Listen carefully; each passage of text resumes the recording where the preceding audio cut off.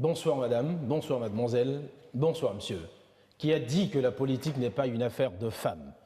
Ce soir, dans la série des entretiens pour la course à la Marina, une Amazone, c'est du moins comme ça qu'elle s'appelle, elle est notre invitée ce soir. Marie-Élise Bédot, bonsoir. Bonsoir. Avec vous, sur ce plateau, pour vous interroger, et avec moi, mon confrère Koudous Abdoulaye Koudous, bonsoir. Bonsoir, Espédiologue. La tradition de cette émission qui dure 52 minutes, Madame Bédot, c'est d'abord d'essayer de vous connaître un peu plus. Et ce sera avec mon collègue Koudous Abdoulaye, puis après nous entrerons dans le dur du sujet. Koudous, une brève présentation de Marie-Élise Bédot. Apprécions ensemble cet aperçu sur Marie-Élise Bédot. Née en 1954 à Makono, en Côte d'Ivoire, elle est la première femme candidate à une élection présidentielle au Bénin. Brillante avocate, elle fut entre 1998 et 1999 ministre du Commerce sous Kérékou, ardente défenseur des droits des femmes et présidente des femmes juristes du Bénin. Elle est nommée garde des Sceaux sous le régime de Boniaï et ministre du Commerce et de l'Industrie. Participation infructueuse aux élections, 0,36% des suffrages en 2001, 0,31% en 2006, puis 0,41% en 2011. L'Amazone du Renousson, son slogan depuis 2001, estime que l'heure est venue pour les femmes au Bénin d'exercer le pouvoir. Marie-Élise Bédot, vous venez d'entendre mon collègue Koudous Abdoulaye. Est-ce que vous avez un complément ou un supplément? Pour une avocate, il y a peut-être une différence. Est-ce que vous avez un complément ou un supplément à faire au regard de cet aperçu biographique? Non, pour cet aperçu, je peux bien me contenter de cet aperçu qui est quand même assez ramassé. C'est bien, ça me convient. Très bien. Alors, question pour ouvrir cet entretien. Quelle est votre vision du Bénin depuis 2001 jusqu'à maintenant?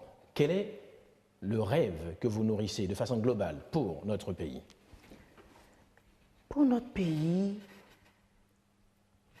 je pense, pour développer ce pays, à ce que j'appelle les urgences, que nous avons conceptualisées en 5 E de Marie-Élise Bédot, qui font l'ossature de la première partie de mon projet de société.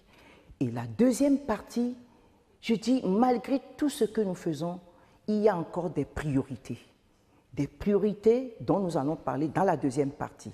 Mais ce qui est l'ossature, qui est le plus vraiment important pour moi aujourd'hui, c'est tout ce que j'ai mis dans les 5 E pour booster notre économie. Alors, l'habitude de cette émission, c'est de partir du politique pour arriver à l'économique et enfin terminer par les questions sociales. Mais vous évoquez là, comme priorité pour vous, comme premier axe important de votre projet de société, les 5 E. Peut-être allons-nous commencer par là, on va commencer par en guise d'éventail, et voilà. Puis après, on pourra entrer dans les différents détails. Alors, les 5 E, ça regroupe quoi?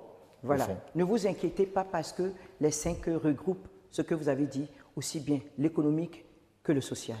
On y va alors. On y va. Donc, les 5 E de Marie-Élise, c'est d'abord l'énergie, l'emploi des jeunes, l'entrepreneuriat, l'éducation et l'environnement. Marie-Élise Bédot, dans ces 5 E, parlant de l'énergie, vous promettez une autosuffisance à 100% aux Béninois. Tout simplement parce que, après analyser tout ce que nous avons vécu ces dernières années, avec la dépendance énergétique que nous avons vis-à-vis de nos voisins, l'énergie électrique est devenue un élément transversal pour le développement économique de notre pays. Il ne l'était pas?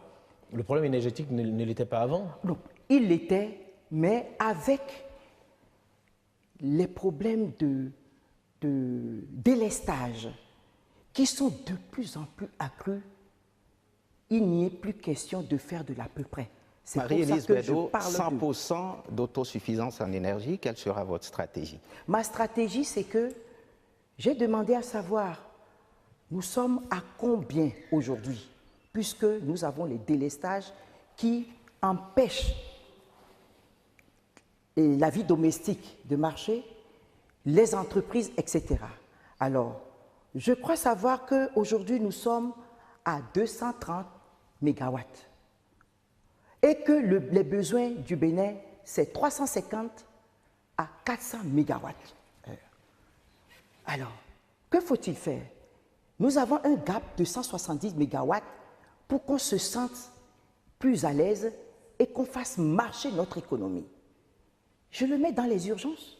Et là, j'appelle pour ce faire les entreprises, les investisseurs nationaux et internationaux pour que très rapidement, dans les années à venir, c'est-à-dire dès 2016, si j'ai la chance d'être élu, mais c'est l'urgence des urgences. Mais Madame Bédot, nous voulons savoir le modus operandi. Première étape de votre stratégie, ce sera quoi? Deuxième étape, ce sera quoi? Troisième étape, ce sera quoi? Est-ce que vous balayez Maria Gleta? Est-ce que vous vous déconnectez de l'initiative Bénin-Togo? Est-ce que vous confiez toute la stratégie à des privés, nationaux ou étrangers? Comment ça va se faire? On a envie de savoir. Maria Gleta, je crois que je n'ai plus d'espoir sur Maria Gleta, il ne faut pas se voiler la face. Mais depuis 2001, si vous prenez mon projet de société, je n'ai pas arrêté de parler de Adjarala. D'après mes enquêtes, on me dit que Adjarala peut nous faire 100 mégawatts.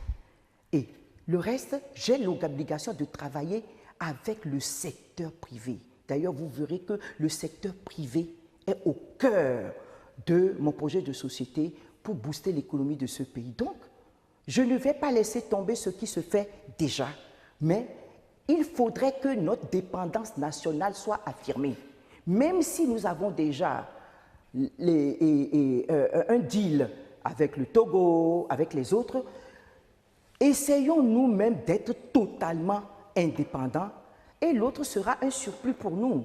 C'est pour l'économie parce que vous avez vu, les entreprises aujourd'hui souffrent. Si nous n'avons pas d'industrie, on n'a pas l'étoffe industrielle dans ce pays depuis, mais c'est parce que nous n'avons pas l'énergie suffisante. Marie-Élise Bédot, vous évoquez le privé. Quelle va être la base du partenariat? Sur quelle base ça va fonctionner, ce partenariat?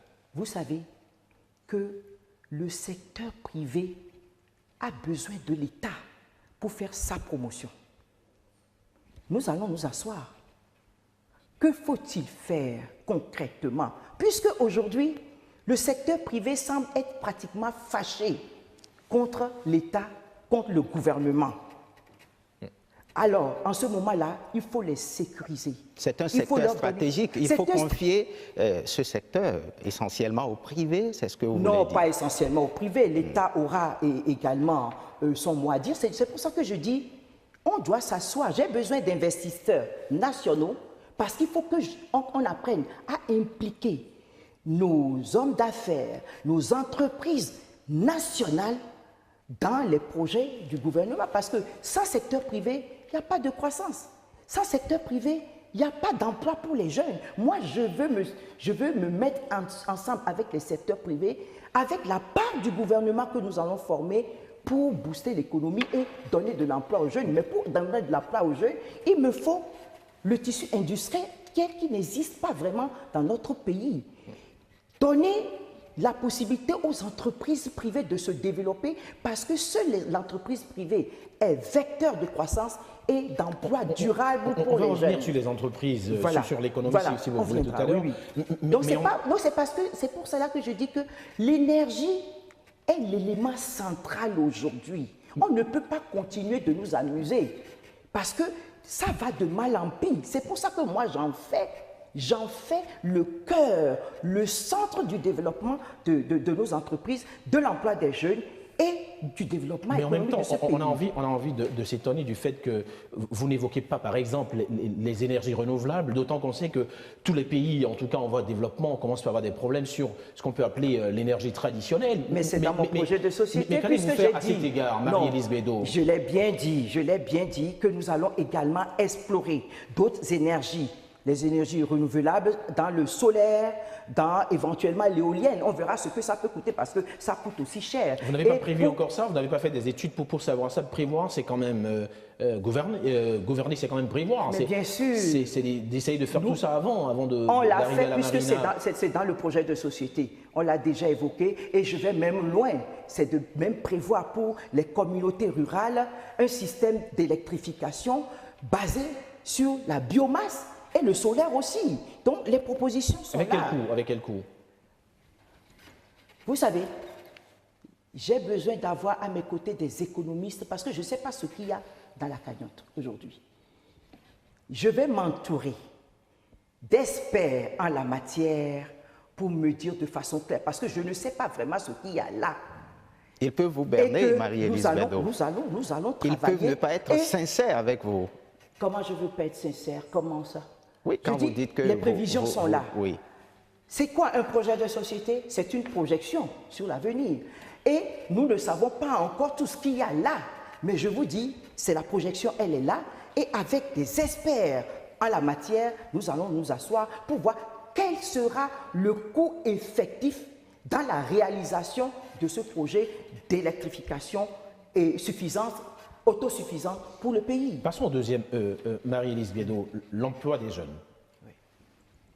Qu'avez-vous prévu de faire? Puisqu'on sait très bien que la jeunesse est, on va dire, le dindon de la farce des acteurs politiques. En général, chaque acteur propose des chiffres en milliers ou en centaines de milliers d'emplois et finalement, pas grand-chose. Qu'allez-vous faire précisément? Vous savez, moi personnellement, j'ai dit, nous allons repenser cette problématique de la promotion de l'emploi des jeunes. Comment? Élaborer un plan quinquennal où, à partir de 2016, je me mets avec tous les acteurs de l'économie pour définir ce qu'il faut faire pendant ces 5 ans.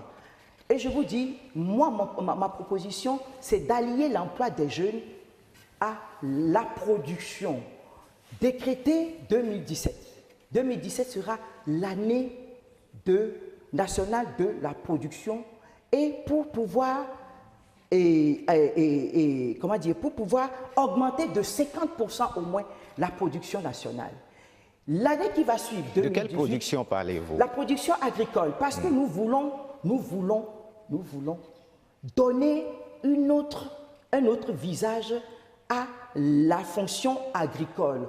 En faire un vrai, parce que quand on parle de l'agriculture à nos jeunes, j'ai compris, c'est pour ça qu'ils n'ont pas vraiment envie d'y aller, puisque l'agriculture est l'avenir de notre pays.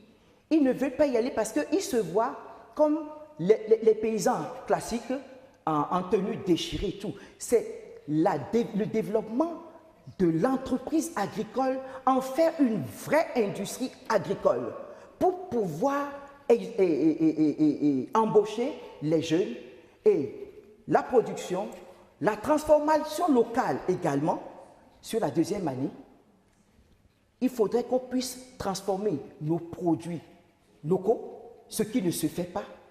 Et ensuite, comment, comme je le dis, la compétitivité des unités de production, on ne les a pas. Il n'y a pas de politique claire sur la façon dont faire participer les jeunes et à l'entreprise agricole. Moi, je vais même loin, l'industrie agroalimentaire. Et c'est pour ça que je dis encore une fois que si je n'ai pas d'énergie suffisante, je ne peux pas industrialiser. Nous avons besoin du tissu industriel pour donner du travail à nos jeunes. Donc moi, je vais les envoyer dans ce Je ne vous marche pas sur la langue. Voulez-vous que je vous pose une question? Oui. Les jeunes qui nous regardent en ce moment peuvent rougir en fonction, ils peuvent même blanchir en fonction de leur teint.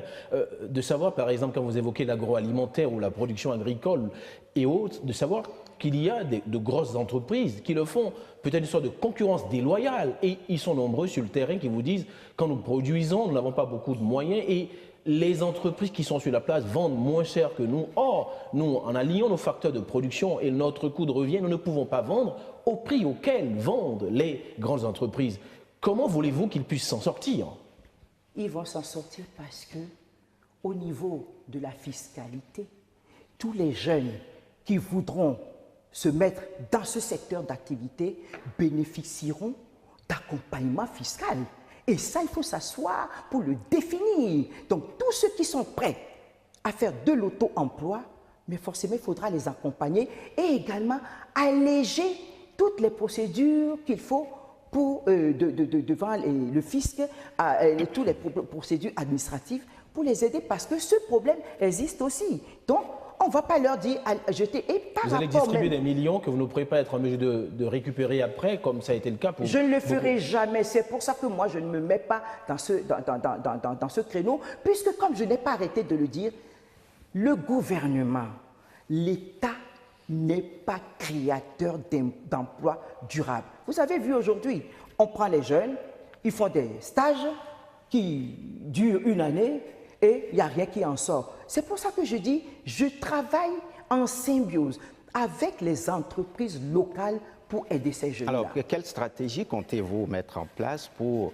réduire l'importation au Bénin, sans que l'importation tue la production locale? Absolument. Et c'est toujours ce problème récurrent que nous vivons. Nous avons notre voisin du Nigeria à côté. Le Nigeria dit, Béninois, produisez et moi je vous achète tout. Mais dans la conscience de nos opérateurs économiques, c'est toujours ce qu'on appelle l'achat-vente tout de suite. Et c'est pour ça que je dis, il faudrait que l'État s'assoie avec les vrais entrepreneurs. Je dis, on va travailler avec les vrais entrepreneurs. Il y en a de faux? Mais moi, ce que j'appelle, pas vraiment les faux, ce n'est pas négatif, c'est ceux qui font du soft-cha, c'est-à-dire, on va acheter quelque chose, on vient le revendre, on a l'argent tout de suite et on ne pérennise pas l'entreprise. Or, nous avons besoin de vrais nationaux qui veulent vraiment aider le gouvernement, aider l'État à résorber les jeunes qui sont malheureusement au chômage. C'est pour ça. Mais Marie-Élise Bédot, Oui. vous parlez du troisième E chez vous, qui est l'entrepreneuriat. Mais finalement, on a envie de faire la différence entre emploi des jeunes et entrepreneuriat. Est-ce qu'il y a une différence fondamentale pour vous? Et sur quelle base vous opérez cette différence? La différence, c'est que nous avons besoin de renforcer, de développer les entreprises. On n'en a pas vraiment. Et surtout, on les a, ça se crée et elles ne sont pas viables. Elles meurent trop vite. Que faire pour qu'elles ne meurent pas trop vite, qu'on puisse les pérenniser?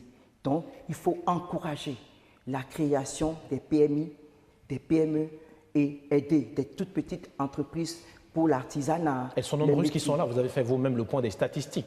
C'est des milliers qui existent déjà. Mais qu'est-ce qu'on en fait? C'est ça la question. Si vous demandez d'encourager, d'en créer, alors que celles qui existent n'ont pas les facilités de survivre et même de prospérer, pourquoi faut-il encourager à en créer et à en créer indéfiniment? C'est pour cela que je vous dis que moi, ma politique sera une politique inclusive, de dialogue permanent avec ces entreprises, mieux les orienter pour qu'il n'y en ait pas beaucoup et qui ne savent pas comment écouler leur marché. Quels sont les secteurs dans lesquels vous allez les orienter? Puisque vous parlez d'orientation, si les PME, PMI se mettent en place, quel secteur? Vous savez, Dans lesquels? les services au Bénin, les services n'existent pas. Moi, je rêve pour les services parce que j'estime que le Bénin est un pays de transit.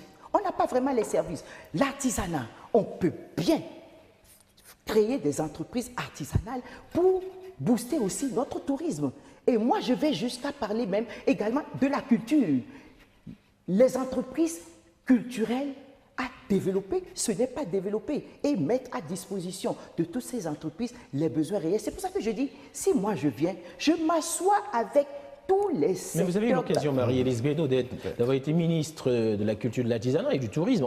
Enfin, et vous dites qu'il faut, vous parlez maintenant comme de façon normative, alors même que vous avez été dans l'action déjà. Qu'est-ce que vous avez fait à ce moment-là? On peut légitimement vous poser la question. Vous savez, le ministre est là pour exécuter le programme de société de son chef, qui est le président de la République. Il n'est pas sûr que lorsque vous faites certaines propositions de développement, on vous suive. Mais il est de notoriété publique que Mathieu Kérékou avait quand même laissé main libre d'une certaine manière à ses ministres pour travailler contrairement à ce qu'ont dit d'autres présidents de la République. J'ai quitté Madame le Bédot. gouvernement de Mathieu Kérékou depuis 15 ans, 17 ans, mais je ne comprends pas que jusqu'à présent, l'embarcadère d'Abomey-Ka, la vie ne soit pas chose faite. Marie-Élise Bédot, le tourisme par rapport à Ganvier. Mais moi, j'en ai pleuré. On avait beaucoup de choses à faire jusqu'à ce que je parte Mais j'ai vu que tous mes successeurs, jusqu'à ce jour, n'ont pas été capables de mettre sur pied cet embarcadère. C'est un exemple parmi tant d'autres. C'est pour ça que, non, ça fait partie d'ailleurs, excusez-moi, ça fait d'ailleurs partie de ce qui m'ont poussé à vouloir être chef d'État, parce que j'ai compris que, quel que soit mon envie, mon désir d'avancer, on peut m'arrêter à un niveau en me disant « tu ne peux pas ». Mais qu'est-ce que je peux faire? Je m'écrase. Ce n'est pas parce que j'appartiens à un gouvernement que si le chef de l'État dit « ça, ce n'est pas prioritaire », je vais m'entêter. Bref parenthèse, donc voilà. On revient alors maintenant au quatrième E, si vous voulez rapidement, l'éducation. Le quatrième E, c'est l'éducation. Bon, globalement, qu'est-ce que je mets? C'est la réforme du système éducatif. Pour ou contre les nouveaux programmes, par exemple, enfin les programmes d'études, l'approche par compétences?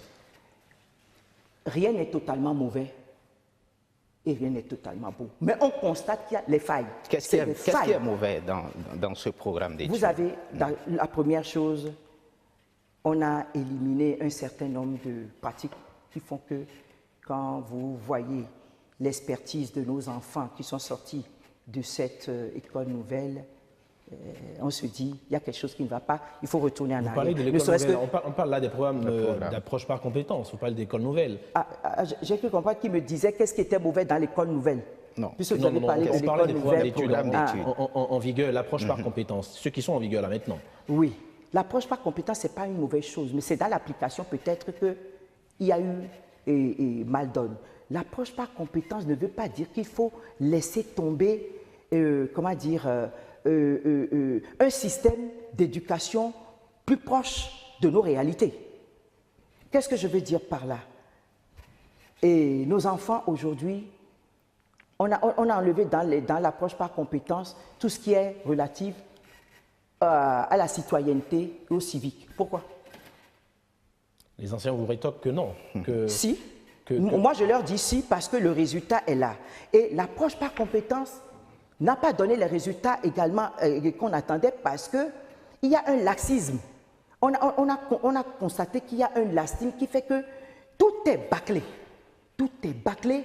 Et même par rapport à la compétence, est-ce que c'est la politique gouvernementale qui a fait que... Non, l'homme qu'il faut à la place qu'il faut n'a pas été effective non plus, ce qui fait que nous avons ce problème de politisation à outrance de notre système éducatif où les hommes qu'il faut pour appliquer cette réforme ne sont pas là. Alors vous allez faire quoi? Vous allez nommer au ministère des enseignements des enseignants? Vous allez...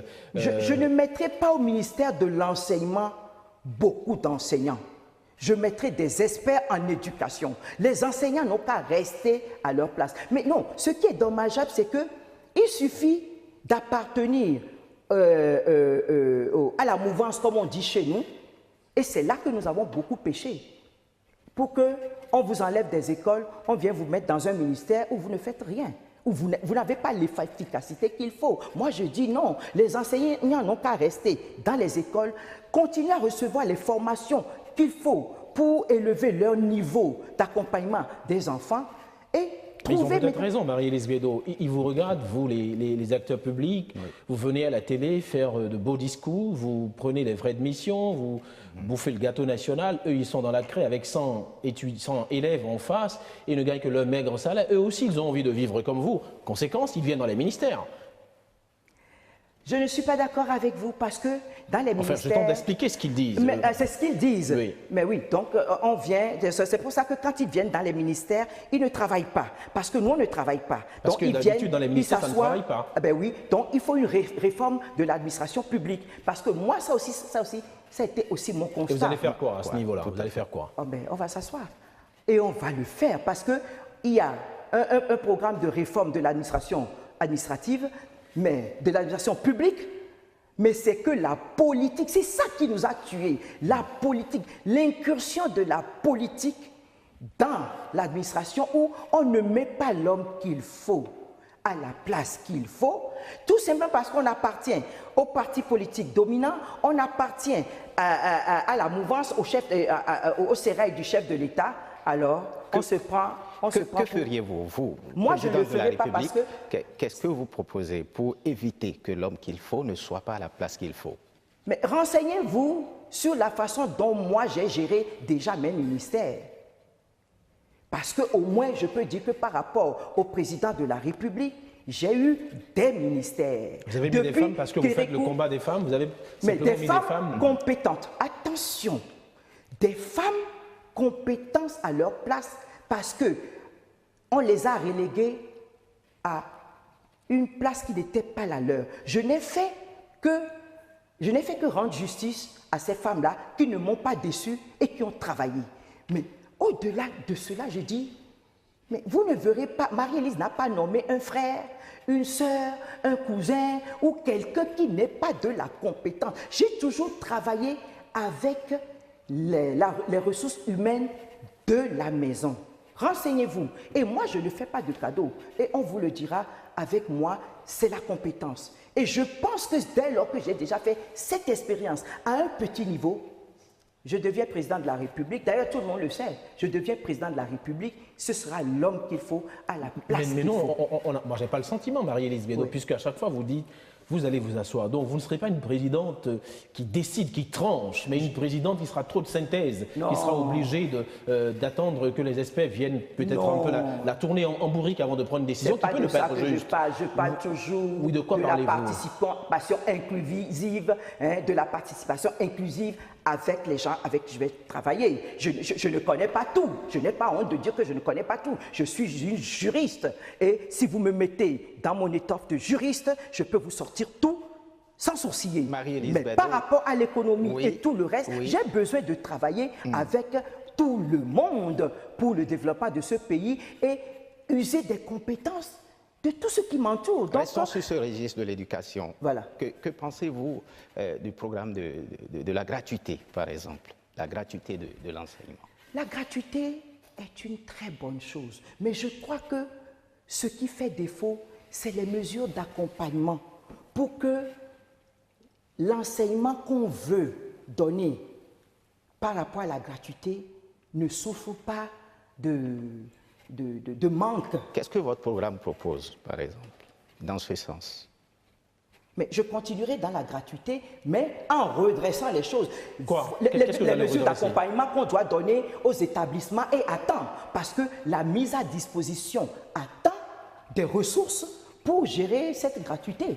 Et parce que vous avez vu, les établissements se plaignent de ne pas recevoir à temps les ressources pour gérer Combien vous l'enseignement. réservez, par exemple, à ces étudiants, à ces établissements, vous? C'est-à-dire que dans le budget, combien vous allouez à ces établissements pour leur fonctionnement, pour accompagner la gratuité? Pour accompagner la gratuité, il faut au moins une bonne trentaine de % de notre budget national pour commencer. C'est comme ça que moi je vois les choses. 30% du budget de façon vraiment effective à mettre à la disposition parce que l'éducation est le socle aussi du développement de notre Très pays. bien. Parlons alors du cinquième E, l'environnement et l'assainissement. Oui, l'environnement, l'assainissement. Je prends l'environnement comme un problème de santé publique.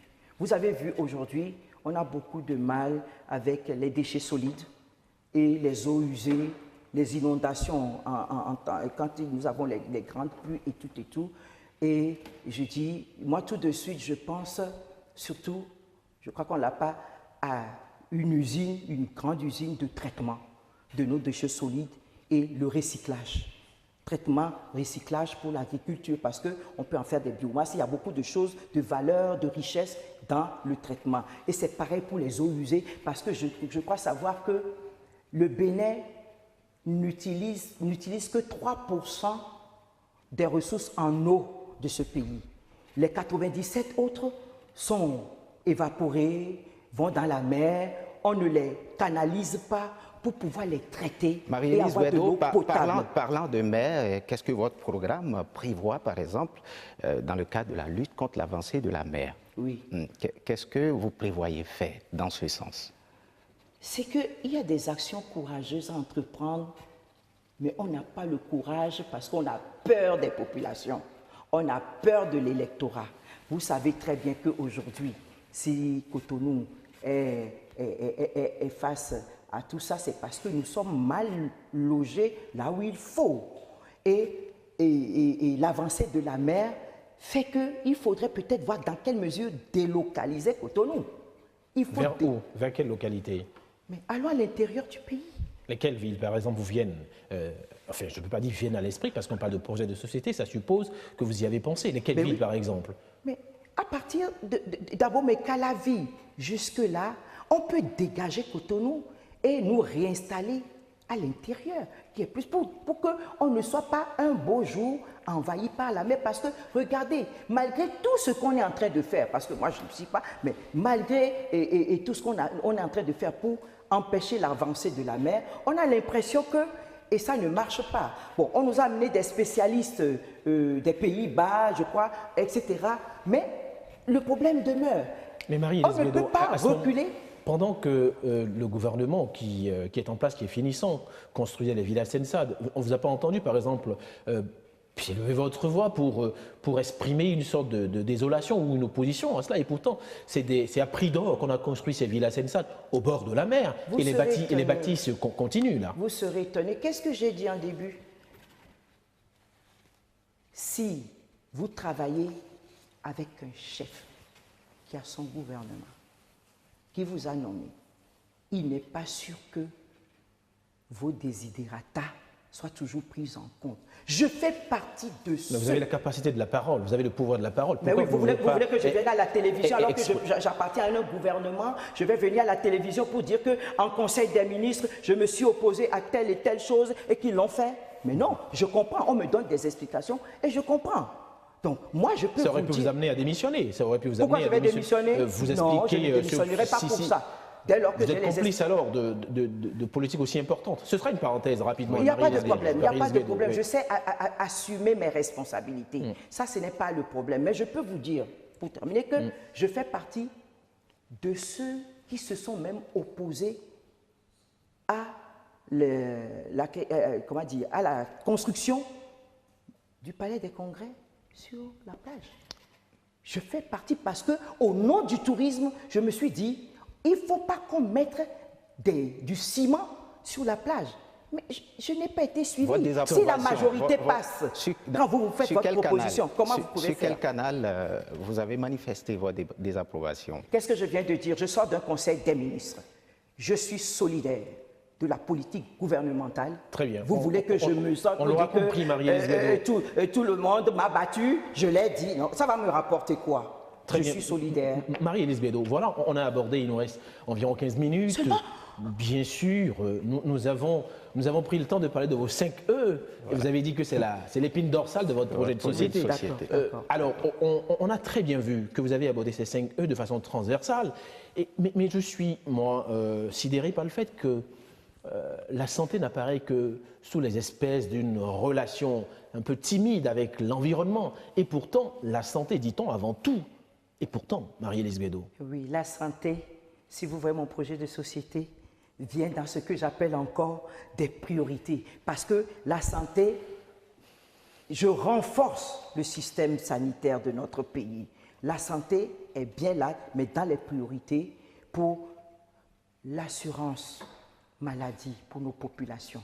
C'est très important parce que lorsque vous faites votre enquête, tout le monde n'a pas un accès facile aux hôpitaux, aux médicaments.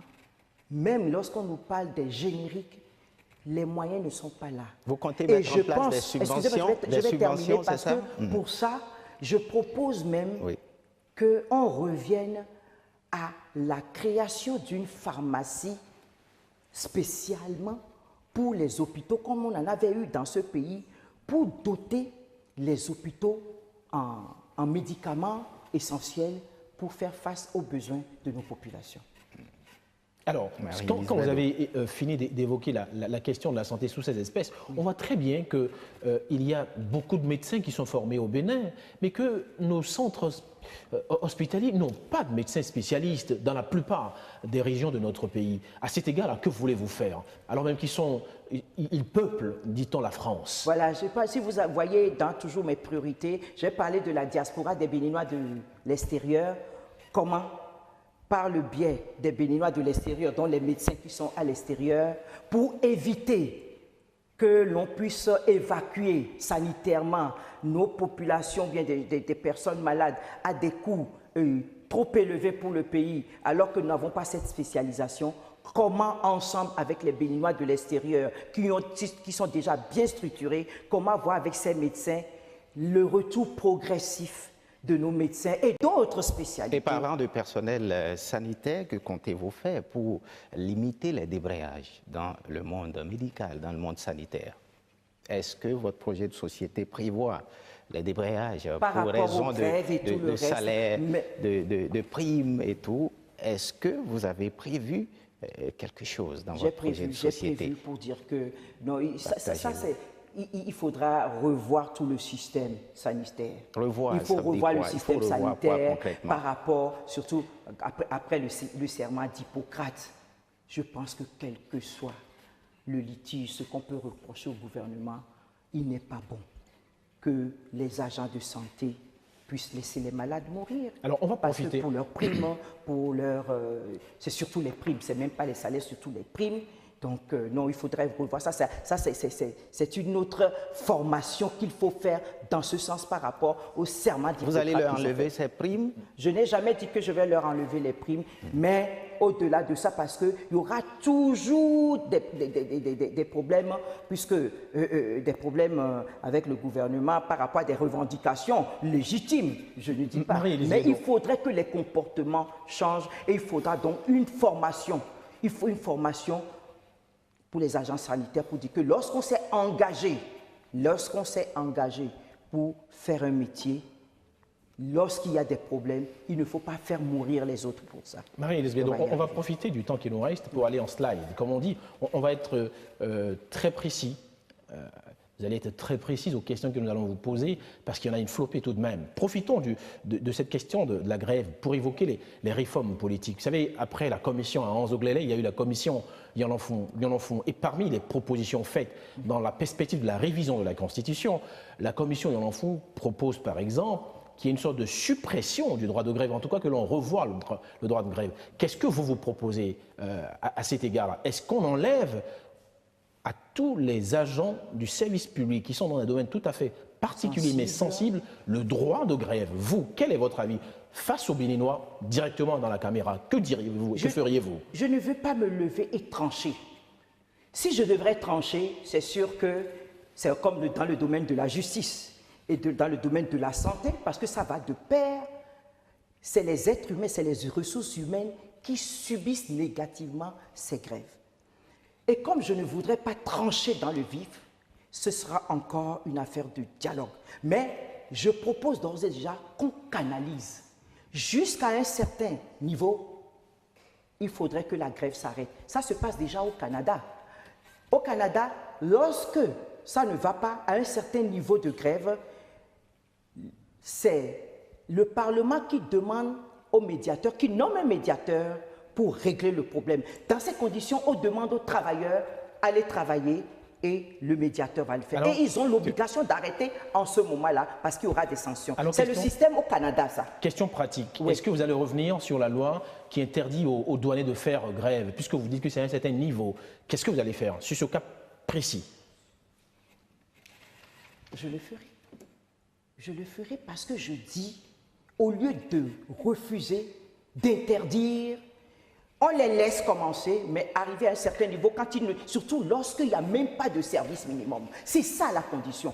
Ils peuvent faire grève avec un service minimum. Mais quand il n'y a pas de service minimum, alors là, on arrête les dégâts et on s'en tient peut-être à un médiateur. Même si les revendications sont légitimes. Mais oui, mais les revendications sont toujours légitimes. Il n'y a pas de revendications non légitimes. Mais quand même, il faut savoir raison garder. Lorsque la vie de nos concitoyens sont en jeu, il ne faut pas les laisser mourir parce qu'on n'a pas reçu sa prime. C'est pour ça que je dis que arriver à un certain niveau, quand on voit que ça ne va plus et qu'il y a dérapage, alors là, il y a une loi qui va leur interdire en ce moment d'arrêter et les négociations vont continuer et ils vont reprendre le travail. La maison de justice, elle est à combien de pourcentage de corrompus? Combien avez-vous dit?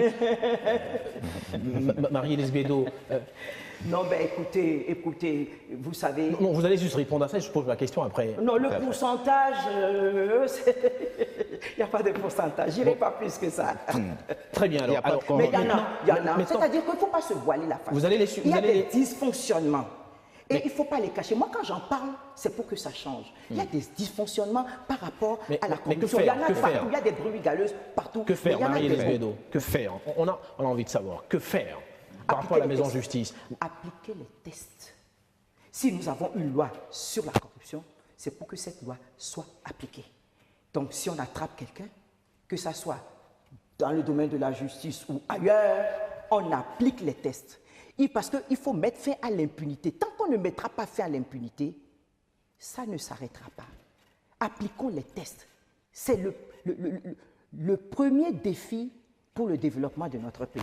Appliquer les tests qu'on se donne. Mais pendant que vous dites ça, est-ce que vous ne comprenez pas vous-même que parce qu'ils ont trop de travail, les magistrats, qu'ils peuvent subir évidemment la pression de vous les acteurs politiques, mais aussi des groupes de pression économique? Est-ce que ça n'est pas d'abord le recrutement et surtout la possibilité dans les réformes de dessaisir le président de la République de sa présence, par exemple dans le Conseil de la magistrature, Marie-Élise Bédot? Vous avez vu, je l'ai proposé depuis 2001. Je vous dis, c'est carrément d'actualité. Si vous prenez mon projet de société de 2001, c'est dedans.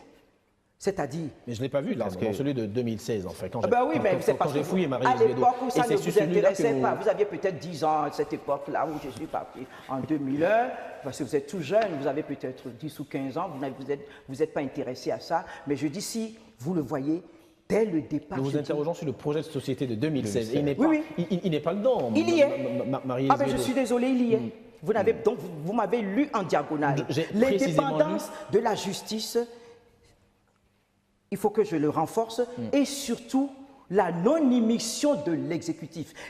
L'indépendance vis-à-vis de l'exécutif et plus de nomination du président de la Cour suprême, c'est dans C'est un principe général. Ça me, je dis de façon plus précise. Est-ce que vous, Marie-Élise Bédot, vous êtes pour que le chef de l'État ne fasse plus partie du Conseil supérieur de la magistrature? Évidemment, pas seulement la nomination du président de la Cour suprême. Je l'ai écrit. C'est là dans mon projet de société. C'est là dans mon projet de société. Il ne sera pas plus le président du Conseil supérieur de la magistrature, puisque j'ai vécu l'expérience. Donc, je l'ai proposé. Relisez mon projet de société, ça y est. Marie-Élise Bédot, pour ou contre la révision de la Constitution? Je suis pour la révision de la Constitution. On ne va pas se voiler la face. Il y a des articles de cette Constitution qu'il faut amender. Lesquels? Je prends tout de suite la Haute Cour de justice. Qu'est-ce que vous allez en faire? Moi, je veux proposer que ça soit une institution ad hoc. C'est-à-dire, c'est quand il y a un problème qu'il faut se retrouver que les magistrats qui sont à la Cour constitutionnelle, etc., vont se réunir pour juger. C'est-à-dire, donc, il y aura des périodes pour cette haute cour de s'installer et de régler les problèmes. Que ça ne soit plus une cour permanente. Je l'ai toujours voulu comme ça. Donc, mais si elle est ad hoc et que la procédure pour juger les juges ne change pas, qu'est-ce qu'elle pourrait faire, Marie-Élise Bédot? Comment les juges, puisque les juges viennent d'un peu partout. Si les députés, si la procédure pour en fait envoyer par exemple les ministres à la Haute Cour de justice ne change pas, que les députés peuvent jouer de la politique ahurie pour que ça traîne à ce moment-là, comment est-ce qu'on peut faire? Il y aura une réforme profonde à tout ce niveau-là. Moi, ça, je ne peux pas vous le dire. Parce qu'il y a plusieurs acteurs. Pour penser la réforme de la Haute Cour de justice et la rendre plus performante. Parce que chaque fois, je me dis, mais comment se fait-il que même en France, lorsqu'un grand agent public de la trempe de Sarkozy peut se faire poursuivre sans problème? Donc, il y a un problème à notre niveau qu'il faut s'asseoir avec les juristes et trouver. Il faut trouver cette solution. Est-ce que vous êtes pour de retourner simplement aux juridictions ordinaires pour juger les ministres ou les personnalités politiques? Je peux vous dire, je suis pour. Je suis pour parce que ça coûte quoi? Lorsque vous êtes soupçonné de quelque chose, mais allez vous expliquer. Lorsque vous ne vous reprochez rien, mais les juges sont là pour étudier, examiner votre dossier et vous déclarer innocent ou coupable. Donc moi, je suis pour parce que ça ne peut pas continuer comme ça. Marie-Élise Bédot, on ne va pas faire des ministres des êtres supérieurs, non. Alors, qu'est-ce que votre projet prévoit dans le cas de renouvellement du mandat du président de la République? Je n'ai rien dit là-dessus parce que ce qui se passe aujourd'hui ne me pose aucun problème. Le renouvellement du mandat, de toute façon, Deux par quinquennats. rapport à l'âge. C'est-à-dire, je ne saute pas, on ne sautera pas les verrous là. Hein. Ah non, là, je reste traditionnellement campé sur 2 mandats de 5 ans. le mandat de 5 ans, renouvelable une seule fois au cas où, et l'âge. Ah non, non, non, je ne saute pas ça du tout. Est-ce que Ça me satisfait comme ça. Est-ce que la position des femmes, est-ce que la discrimination positive des femmes devra désormais faire partie de la Constitution ou qu'est-ce que vous allez en faire? Vous allez continuer par en parler dans la FJB, l'Association des femmes juristes du Bénin, ou faire tapage dans l'espace public? Ou est-ce que vous allez... Nous avons fait un travail qu'on a remis à la commission des lois par le truchement du président, l'ancien président de l'Assemblée nationale, pour étoffer l'article 26 et au lieu d'avoir 4 articles seulement pour les fonctions administratives et la parité, on met tout sous l'article 26 qui énonce le problème de l'égalité hommes et femmes. Et au moment de la révision de la Constitution, on en parlera aussi. Il faudrait qu'on nous les amende et que l'article 26 soit un ensemble beaucoup plus homogène par rapport aux droits de la femme et la participation de la femme aux prises de décision et dans les fonctions publiques. Votre projet aborde également la formation des femmes pour leur permettre de prendre davantage, de se rendre beaucoup plus remarquables, d'être beaucoup plus remarquables dans les instances de prise de décision, surtout au niveau local. Oui, au niveau local, au-delà, parce que j'ai dit, par rapport aux femmes des zones rurales et des zones périphériques, les femmes pauvres, hein, je parle d'un autre visage de la microfinance aux plus pauvres. Et là, je dis, c'est des groupes qui bénéficieront du crédit. Je vais les aider, on va les aider dans l'ouverture des marchés, l'écoulement de leurs produits, mais mieux, lorsqu'on va les aider à avoir suffisamment de ressources pour se prendre en charge, mais il faut les initier également à la politique locale. Combien vous leur Marie-Lise promettez Bédot. pour les prêts de microcrédit? J'aimerais maintenant, je dis, quand elles font un groupement de 50 femmes, 2 millions déjà, ce serait pas mal. Parce qu'elles seront solidairement responsables pour générer des fonds et rembourser facilement. Il y aura plus de solidarité. 3 minutes maintenant pour finir. On parlera d'un mot, de la culture. C'est vrai qu'à l'époque où vous étiez ministre de la Culture, on avait 10-15 ans, ça vous rajeunit. Ça vous rajeunit ou ça vous rajeunit pas? Oh, mais ça me rajeunit au contraire. Bon, d'accord. Alors, très rapidement, sur la culture, qu'allez-vous faire? Moi, j'ai toujours pensé au théâtre national à mettre en place parce qu'il n'y a pas de structure pour permettre à nos artistes d'évoluer, de s'épanouir. Hein.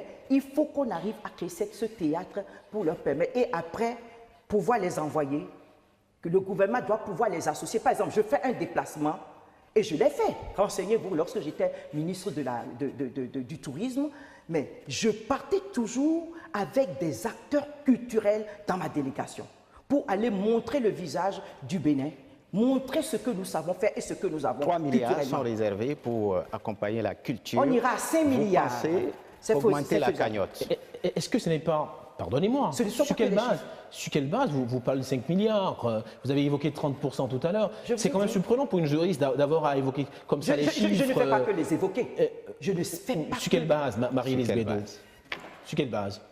L'intérêt national et surtout par rapport au budget qui est trop étriqué par rapport à la culture. Il faudrait que le budget puisse être beaucoup plus consistant pour la culture. Combien vous réservez pour la culture désormais, la culture en général? En dehors du fonds d'aide que vous élevez à 5 milliards, la culture, le budget, combien votre gouvernement? Je ne donnerai pas de chiffres comme ça.